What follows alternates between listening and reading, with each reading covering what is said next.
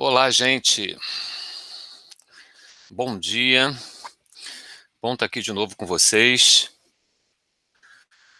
para matar um pouquinho da saudade, né? Tá sendo difícil nesse momento assim, longe do trabalho, longe de vocês, né? A gente que está acostumado nesse dia a dia, nessa correria, de entra numa sala, entra na outra, não está nada fácil. Mas que bom que a partir de agora, a partir dessas aulas gravadas, né? A gente vai poder se aproximar um pouco mais, tá bom? Toda semana eu vou gravar sempre duas aulas para vocês, uma referente à quarta-feira de manhã, de 15 minutinhos, e outra referente à quarta-feira à tarde, também de 15 minutinhos, tá bom? Cada aula, ela vai vir acompanhada de 2 ou 3 exercícios, para não ficar muito, porque eu sei que vocês têm que fazer exercícios de outras disciplinas também, tá certo?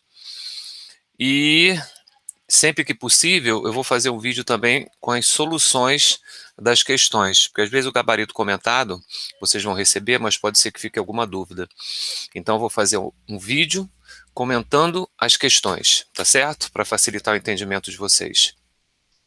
Nesse primeiro encontro nosso, nós vamos continuar o que a gente estava estudando, que é a hidrostática. O que nós já vimos de hidrostática?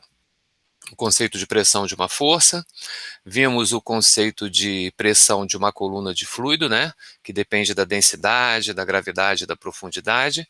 Vimos o princípio de Stevens, que diz que a diferença de pressão entre duas alturas, entre dois pontos, depende, né, da diferença de altura entre esses dois pontos.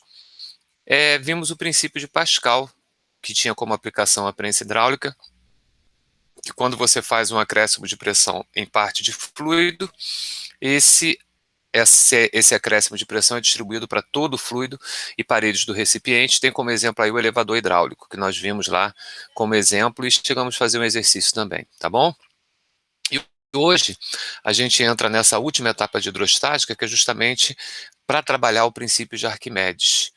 A gente vai conhecer um pouquinho hoje a força de empuxo, ok? Bom, primeiro essa é a intro que eu gosto de colocar nas minhas aulas, um ex-aluno que fez para mim, parece aquela intro da Marvel, né? E uma frase para começar a aula de hoje, que eu acho que tem muito a ver com o que a gente está vivendo, né, com o que a gente está passando, do nosso querido Pantera Negra. Em tempos de crise, os sábios constroem pontes, enquanto que os tolos constroem muros. Eu acho que o que a gente está fazendo aqui é isso, é construir uma ponte para não ficar parado, para tentar aprender, para tentar evoluir um pouco nesse momento difícil que a gente está passando, né? Esse é um vídeo que eu gosto muito, que ele mostra alguns estaleiros fazendo o lançamento dos navios, né? Quando eles estão quase prontos. Olha que interessante o movimento deles quando eles caem no mar.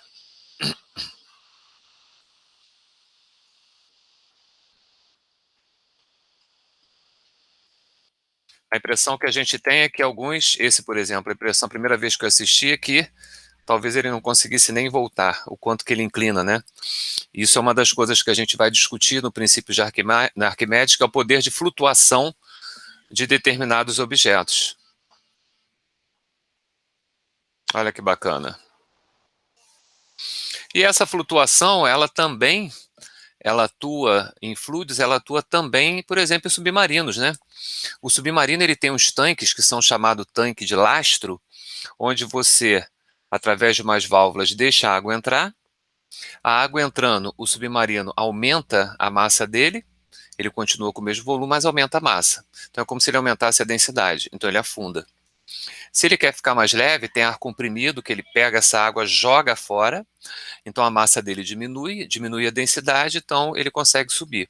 Então esse movimento vertical que o submarino faz é devido justamente à alteração que tem da massa do submarino com a entrada e com a saída dessa água de lastro, né? Esse princípio do submarino ele já existe desde o século XVI, quando, por exemplo, o navio naufragava e perdia lá os tesouros, eles construíram essas engenhocas muito boas, né, que eram sinos e que o sino descia, o mergulhador geralmente estava dentro do sino. Se a profundidade não fosse muito grande, eles conseguiam resgatar os objetos que estavam no fundo do mar. Então o mergulhador ficava aqui, saía com uma mangueira, respirando um pouquinho de ar que estava lá dentro, e aí conseguia resgatar. Também existiam esses cilindros, né, que estão aqui no meio, olha, que ficava só o braço do mergulhador, e ele ia e recuperava lá, por exemplo, aqui parece que ele está pegando uma barra de ouro. Mas é claro que conforme a profundidade aumentava, madeira, por exemplo, é um problema, né, porque a pressão poderia romper, né, amassar essa madeira e ele morrer. Os peixes, né? Vocês já devem ter estudado em biologia, ou se não vão estudar ainda, existe em alguns peixes eles têm a bexiga natatória, que ela altera o volume, e nisso que ela altera o volume, altera levemente a densidade do peixe, fazendo com que ele tenha esses movimentos, né, de subida, de descida e de ficar em equilíbrio em relação a um determinado ponto do rio, do lago, do mar. Então é como se o peixe ele conseguisse mudar a densidade dele de acordo com o tamanho da bexiga natatória. Também é uma aplicação bastante interessante. Os balões é outra situação também que explora, né, essa coisa de flutuabilidade. Aqui do lado esquerdo nós temos aqui a imagem de uma competição de balões que acontece todo ano em São Lourenço. Não sei se vocês já tiveram a oportunidade de participar. E do lado direito, em 1898, o lançamento do Balão Brasil pelo nosso querido Santos Dumont. Primeiro vamos combinar, eu acho que a gente já falou sobre isso, o que é um fluido, né, gente? É qualquer coisa que pode fluir, pode escoar. Isso é, líquido e gás. Então, quando eu estou falando em fluido, eu estou falando em líquidos e gases, ok? Combinado? Então, vamos ao tal princípio de Arquimedes. Olha que interessante, um iceberg flutuando aí, boiando na superfície do oceano. Que força é essa que mantém o iceberg nessa posição e ele não vai para o fundo, né? Que força é essa que mantém esse rapaz aí no Mar Morto, boiando aí também com uma facilidade tremenda, tão simples que parece que ele está ali curtindo, está lendo uma revista sem afundar? Que força é essa que no filme Up fez a casa lá do velhinho com seu amigo subir, né? Entrar em ascensão? Vamos pegar um recipiente em forma de cilindro e vamos colocar ele dentro de um fluido, tá bom? Quando a gente coloca esse objeto cilíndrico dentro de um fluido, você percebe que tem forças atuando na parte de cima, porque o fluido está fazendo força na parte de cima, mas o fluido também faz força na parte de baixo. E nós vimos que, conforme a profundidade aumenta, a pressão aumenta. Se eu estou considerando que a área é igual, isso quer dizer que a pressão na parte de baixo tem que ser maior do que a pressão na parte de cima. Lateralmente, essas forças se equilibram, mas na vertical não. Na parte de baixo, a pressão é maior do que na parte de cima, então a força na parte de baixo é maior do que a força na parte de cima. E isso vai causar um desequilíbrio. Esse desequilíbrio é que acarreta uma força, a força vai ser sempre vertical e sempre para cima, porque as forças de baixo são maiores do que as forças de cima. Essa resultante vertical e para cima é que a partir de agora nós vamos chamar de força de empuxo. Então a força de empuxo aparece porque existe uma diferença de pressão entre a parte superior e a parte inferior dos objetos. Por mais fino que seja o objeto, tem uma diferença de pressão, e isso acarreta a força de empuxo. Então você já deve estar desconfiando que quanto maior for o objeto, quanto mais volume o objeto tiver, maior vai ser essa diferença, concorda? Porque você vai ter mais altura, né, para gerar essa diferença de pressão. Então essa força de empuxo, ela tem esse facilitador, gente. Ela é sempre vertical e ela é sempre de baixo para cima. Há exceções, mas essas exceções são para provas do IME, do ITA e alguns vestibulares do Ceará, ok, que usam e trabalham com empuxo não arquimediano. Mas não é o caso da nossa prova, da prova do Enem, da prova da PUC, da prova da UERJ, tá certo? Aqui a força de empuxo é sempre vertical e sempre de baixo para cima. E tem fórmula, Sandro? Como é que a gente calcula o valor, né? Como é que a gente descobre a força de empuxo? Olha que interessante isso aqui que o Arquimedes escreveu. Todo corpo, total ou parcialmente imerso em um fluido em equilíbrio, na presença de um campo gravitacional, fica sob a ação de uma força vertical, já vimos, ascendente aplicada pelo fluido. Então é o fluido que aplica a força de empuxo. Essa força é denominada empuxo e sua intensidade equivale ao peso do fluido deslocado pelo corpo. mas em sentido contrário. Essa que é a parte mais importante da definição, gente. O Arquimedes percebeu que o empuxo ele é igual ao peso do fluido que você desloca quando coloca o objeto lá dentro. Então eu gosto dessa definição e acho que ela é maravilhosa. O módulo do empuxo é igual ao peso do fluido que você desloca, ok? Como assim? Olha esse videozinho, gente. Eu tenho ali um copo com água, e aí eu peguei, marquei o nível de água. Tá vendo ali, ó? O que eu vou fazer? Eu vou pegar e vou colocar um objeto dentro da água, tá certo? Eu marquei onde é que está o nível da água, vou pegar um objeto e vou colocar dentro desse copo com água. Vamos ver o que vai acontecer quando eu colocar o objeto dentro do copo. Repara o nível da água. Olha lá. Coloquei o Pikachu. Olha lá. Ele vai estabilizar, porque ele tem uns furinhos, né? Então a água entra, até que chega o momento que ele para lá. Ó. Estabiliza, ele entra em equilíbrio. Pronto. Nisso que entrou em equilíbrio, eu marquei de novo o nível da água. Ou seja, o Pikachu deslocou um determinado volume de líquido.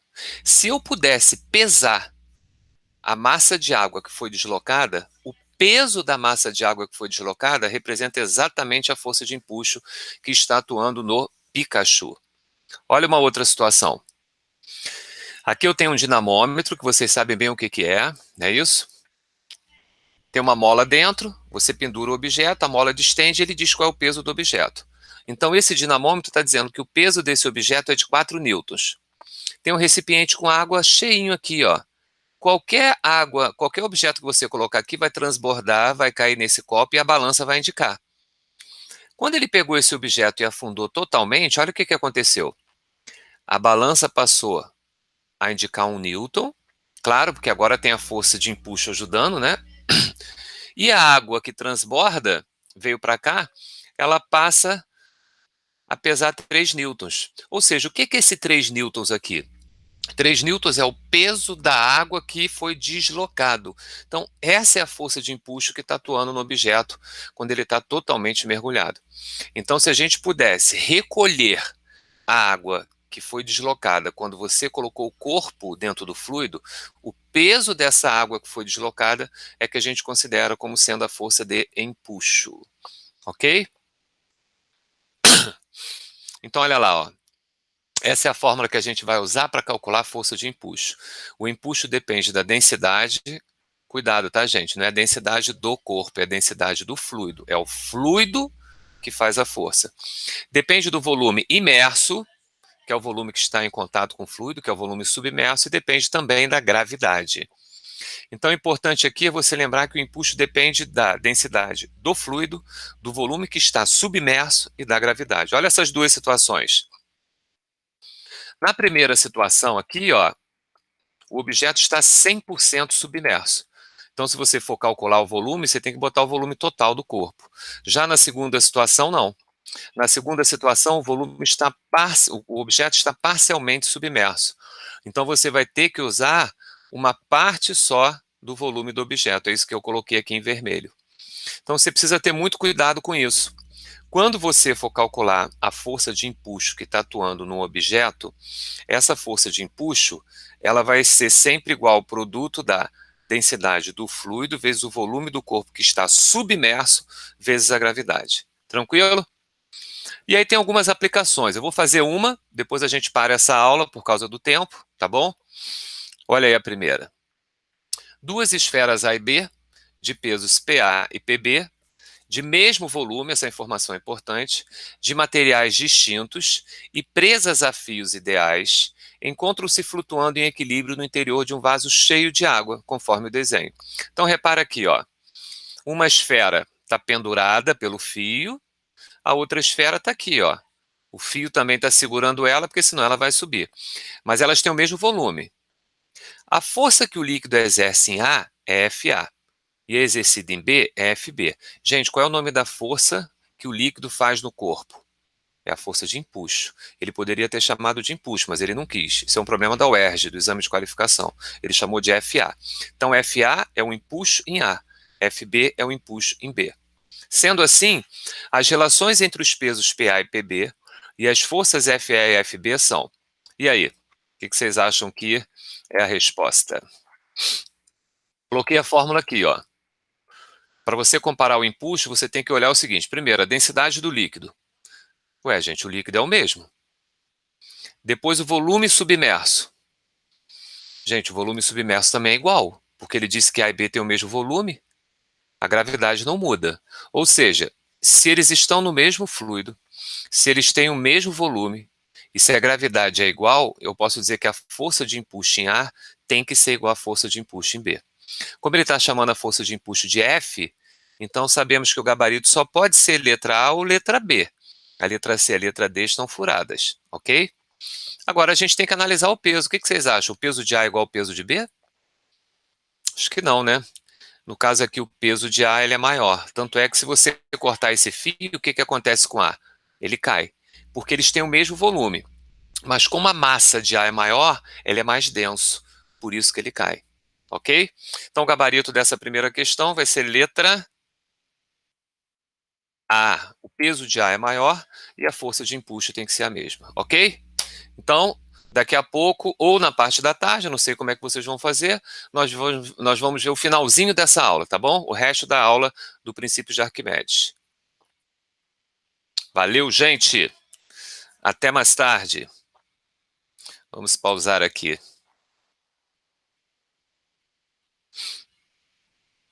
Fui!